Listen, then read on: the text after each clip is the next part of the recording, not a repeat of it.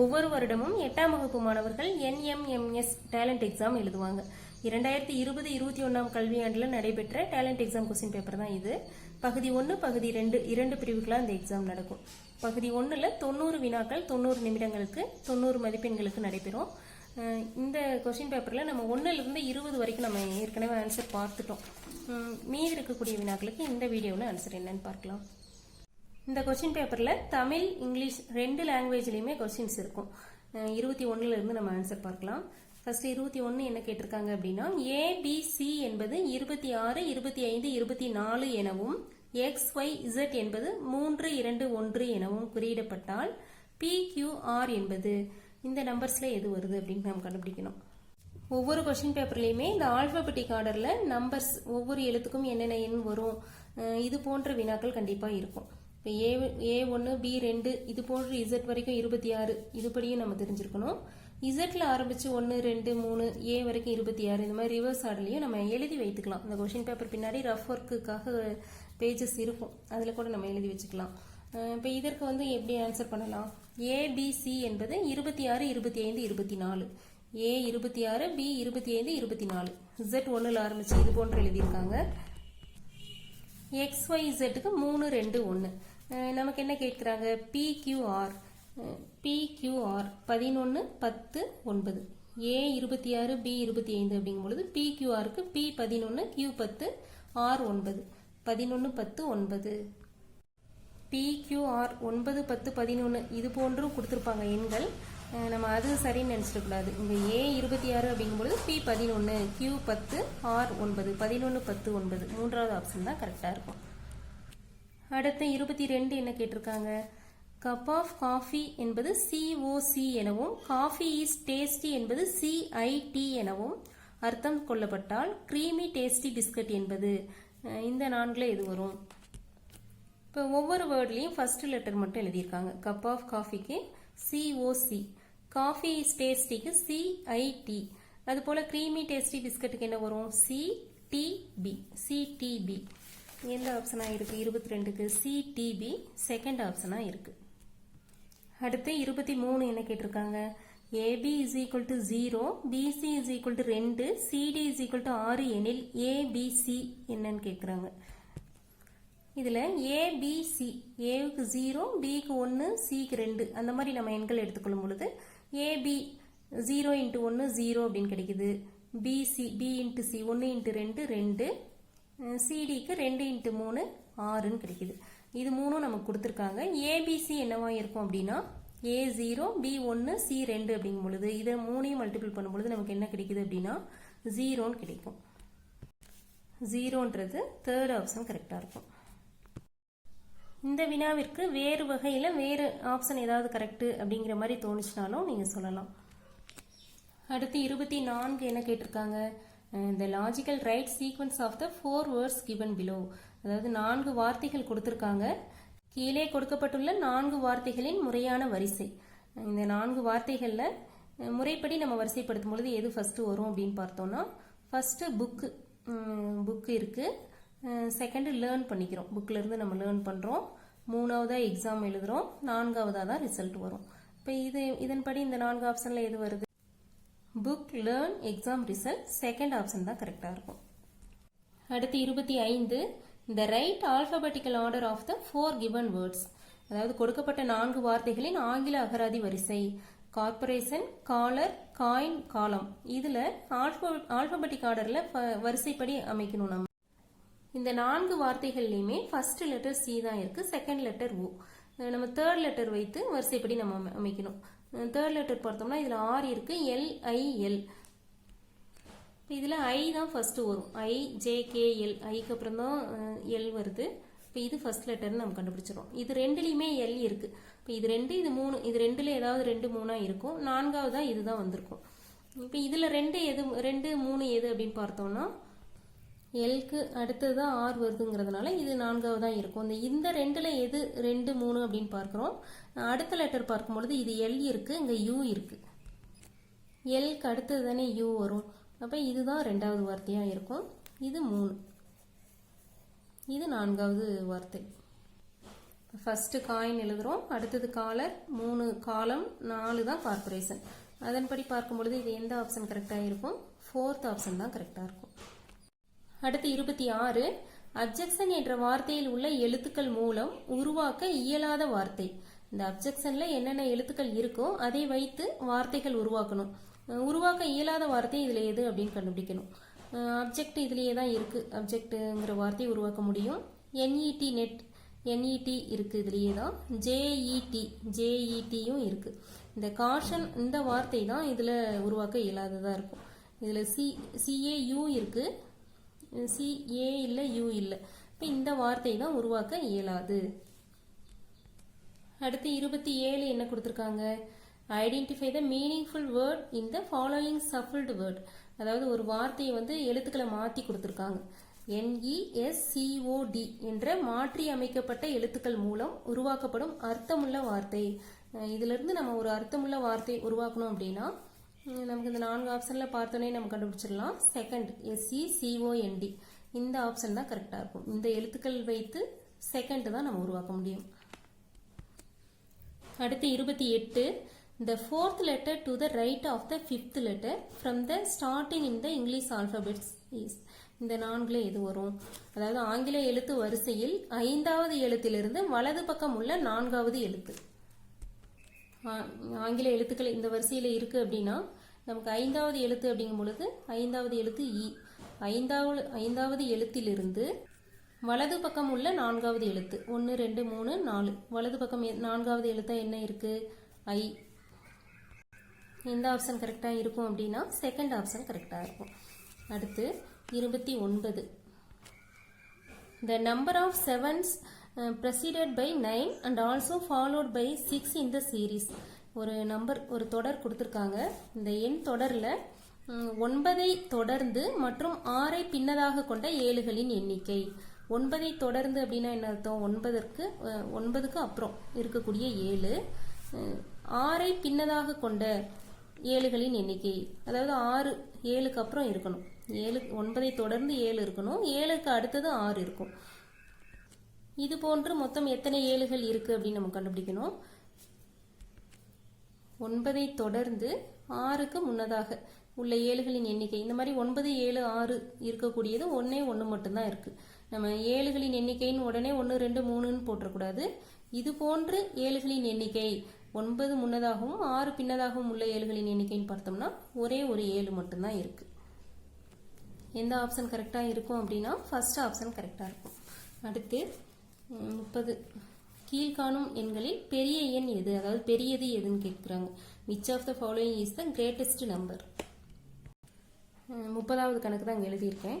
அதாவது 3 பெருக்கல் 3 பெருக்கல் 3 ஹோல் ஸ்கொயர். அதாவது 3 டைம் மல்டிபிள் பண்ணி அதற்கு ஸ்கொயர் அப்படின்னா 3 பெருக்கல் 3 பெருக்கல் 3 27 வரும். 3 3 9 9 3 27 ஸ்கொயர். 3 + 3 + 3 அப்படின்னா 9 ஸ்கொயர் வருது. இதற்கு மதிப்பு அப்படின்னா 3 + 9 + 3 ஸ்கொயர் வந்து 9, 9 ஸ்கொயர் 81.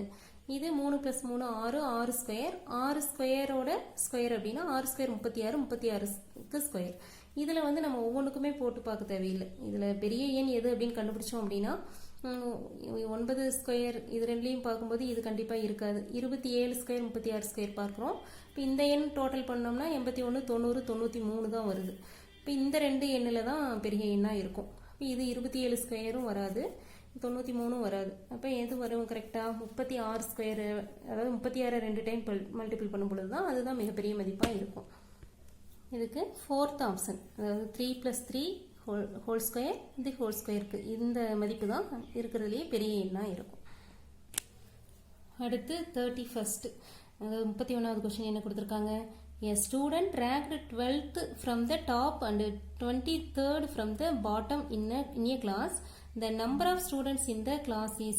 அதாவது ஒரு வகுப்புல மாணவர்களின் எண்ணிக்கை என்ன நம்ம கண்டுபிடிக்கணும். என்ன கொடுத்துருக்காங்க அப்படின்னா ஒரு மாணவரின் தரம் மேலிருந்து 12ஆம் இடத்திலும் கீழிருந்து 23வது இடத்திலும் இருந்தால் அந்த வகுப்பில் உள்ள மாணவர்களின் எண்ணிக்கை.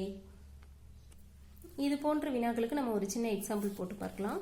இப்போ ஒரு வகுப்புல மொத்தம் 7 பேர் இருக்காங்கன்னு வைத்துக்கலாம். இப்போ 7 பேர்ல இந்த 3rd ரேங்க் இருக்கக்கூடியவங்க மேலிருந்து 3வது இடத்துலையும் கீழிருந்து பார்த்தோம்னா 1 2 3 4 5வது இடத்துலையும் இருக்காங்க. இப்போ 5 + 3 என்ன வரும்? 8ன்னு வரும். ஆனால் மொத்த மாணவர்களின் எண்ணிக்கை என்ன நமக்கு கிடைச்சிருக்கு? 7 பேர் வைத்து நம்ம பார்க்கும் பொழுது நம்ம இந்த மாதிரி பார்த்தோம்னா 8ன்னு கிடைக்குது. 8லிருந்து 1 மைனஸ் பண்ணும் பொழுது தான் அதோட மாணவர்களின் எண்ணிக்கை நமக்கு கிடைக்குது. அதே போல் நமக்கு என்ன சொல்லியிருக்காங்க? மேலிருந்து 12வது ரேங்க்.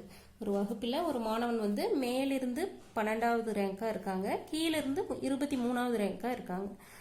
இதற்கு நம்ம டோட்டல் பண்ணும் பொழுது 35ன்னு கிடைக்குது. ஆனால் மொத்த மாணவர்களின் எண்ணிக்கை 35 இருக்காது. என்ன பண்ணணும்? 1 மைனஸ் பண்ணணும். 34 பேர் தான் அந்த வகுப்பில் இருப்பாங்க. இது போன்ற வினாக்களுக்கு நம்ம குறைவான எண்ணிக்கையில் நம்ம ஏதாவது ஒரு எக்ஸாம்பிள் போட்டு பார்த்துட்டு நம்ம கேட்கப்பட்ட வினாவுக்கு நம்ம ஆன்சர் பண்ணிடலாம். அடுத்து 32.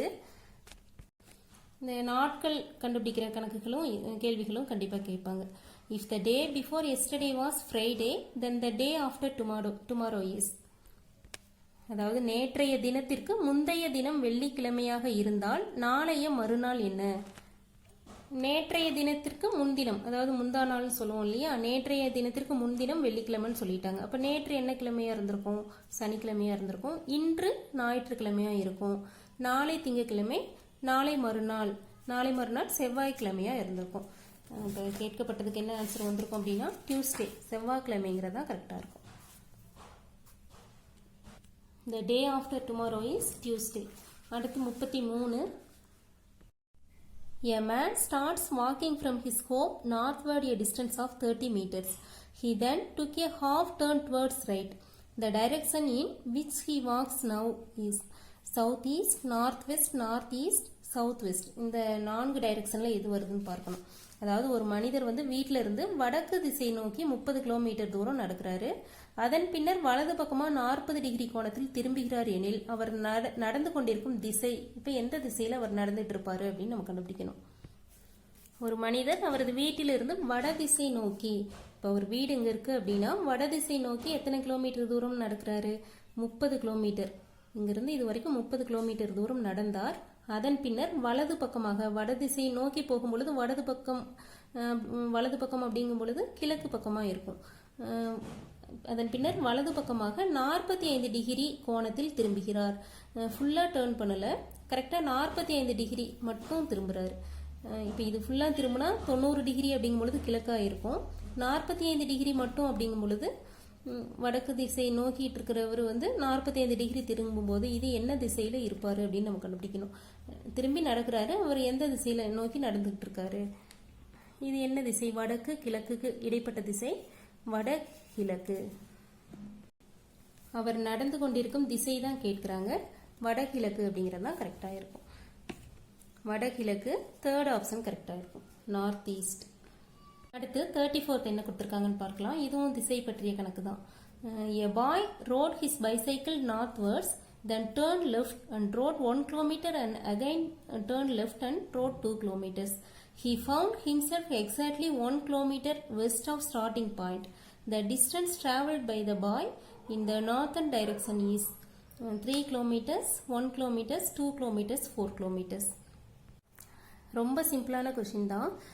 மிதிவண்டியில் வட திசையில் சென்று கொண்டிருக்கும் ஒரு சிறுவன் இடது பக்கம் திரும்பி 1 கிலோமீட்டர் சென்று பின்னர் மறுபடியும் இடது பக்கம் திரும்பி 2 கிலோமீட்டர் செல்கிறான். அந்த சிறுவன் தற்போது தொடங்கும் இடத்திலிருந்து மேற்கில் 1 கிலோமீட்டர் தூரத்தில் இருப்பதாக அறிகிறான் எனில் வட திசையில் சிறுவன் பயணித்த தூரம்.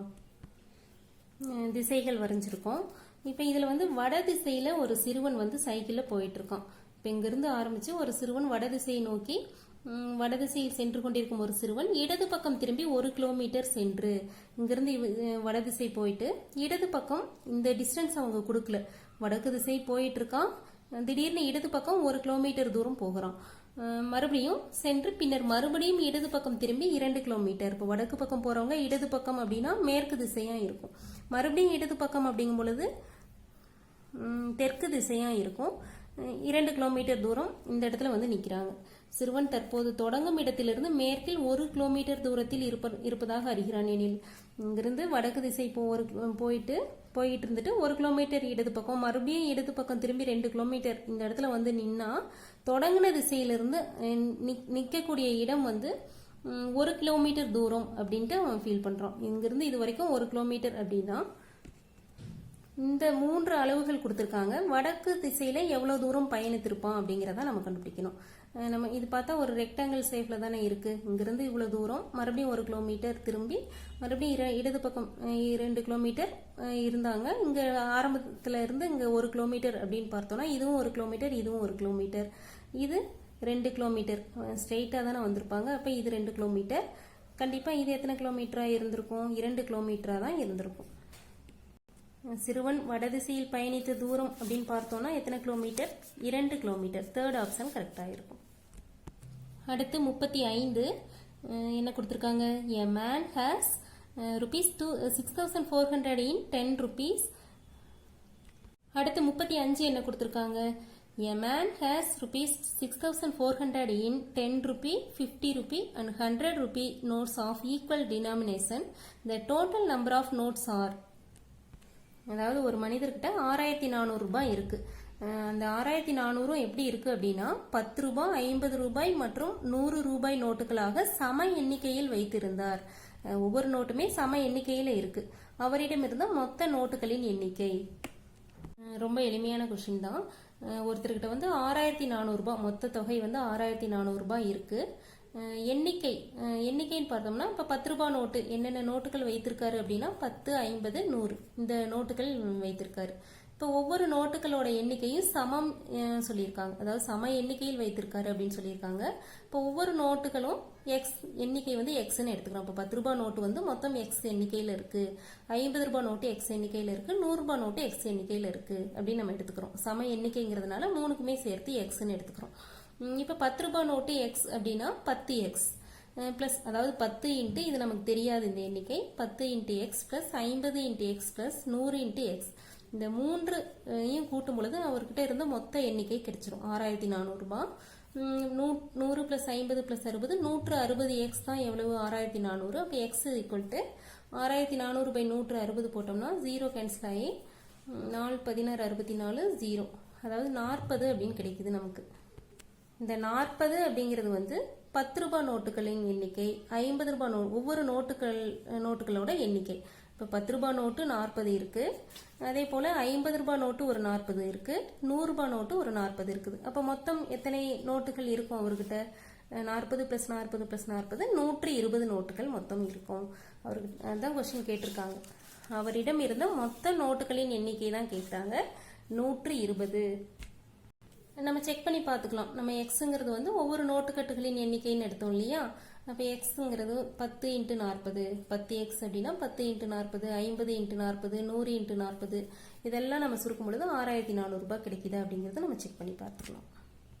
மொத்த நோட்டுகளின் எண்ணிக்கை 40 பிளஸ் 40 பிளஸ் 40 சம எண்ணிக்கைங்கிறதுனால நம்ம 40 3 40 கூட்டுறோம், 120. 120 அப்படிங்கிறது எந்த ஆப்ஷனா இருக்கு?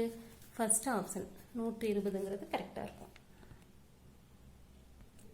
அடுத்து 36, இந்த square root of 36x power 36 is, அதாவது 36x பவர் 36 வர்க்க மூலம் என்ன அப்படின்னு நம்ம கண்டுபிடிக்கணும். 36க்கு வர்க்கமூலம் அப்படின்னு வர்க்கமூலம்னு பார்த்தோம்னா 6 பெருக்கல் 6 6ங்கிறது தான் 36ஓட வர்க்கமூலம். 6ன் வர்க்கம் 36ங்கும் பொழுது 36ன் வர்க்கமூலம் 6. இப்போ எக்ஸ் பவர் 36க்கு எப்படி எழுதிக்கலாம்? X power 18 into x power 18 அப்படின்னு எழுதிக்கலாம். அதாவது x power m into x power n அப்படின்னு இருந்துச்சுன்னா, இங்கே ரெண்டும் அடிமானம் ஒன்றா இருந்துச்சுன்னா, பேஸ் காமனாக இருந்துச்சுன்னா நம்ம பவரை ஆட் பண்ணிக்கணும். இப்போ x power m plus n அப்படி பார்க்கும்பொழுது இப்போ x power 18 into x power 18னா 18 பிளஸ் 18 எக்ஸ் பவர் 36. இப்போ 36 வந்து இந்த மாதிரி எழுதிக்கிறோம். இப்போ x power 18 into x power 18 x power 36னா இந்த ஒரு எக்ஸ் பவர் 18 அப்படிங்கிறது தான் இதோட வர்க்க மூலம். 36க்கு 6, எக்ஸ் பவர் 36க்கு x power 18, 6 into x power 18. Confuse பண்ணிக்க வேண்டாம். இப்போ எக்ஸ் பவர் 4 அப்படின்னு இருந்துச்சுன்னா எக்ஸ் பவர் 2 அப்படிங்கிறது தான் வர்க்க மூலம்.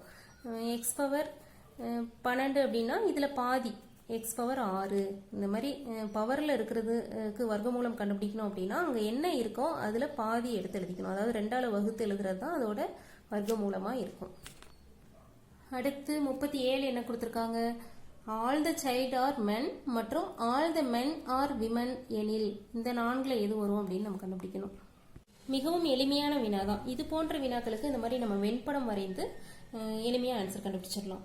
என்ன சொல்லியிருக்காங்க அப்படின்னா all the child are men, all the child are men சொல்லியிருக்காங்க. அனைத்து குழந்தைகளும் ஆண்கள் சொல்லியிருக்காங்க. அடுத்து all the men are women சொல்லிட்டாங்க.